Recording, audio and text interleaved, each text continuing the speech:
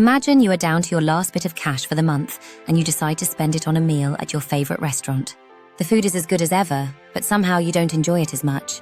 This is the bottom dollar effect at work, a psychological bias where the pain of spending your last remaining funds negatively influences how you perceive the experience.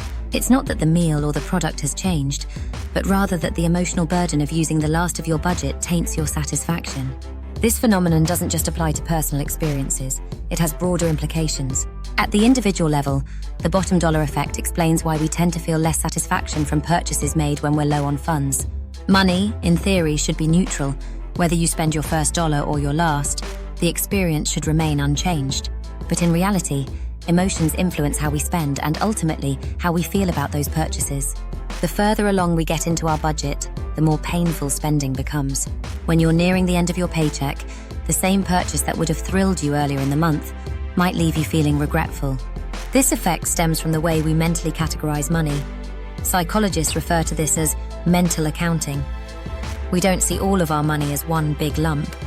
Instead, we split it into different categories: groceries, entertainment, dining out, and so on.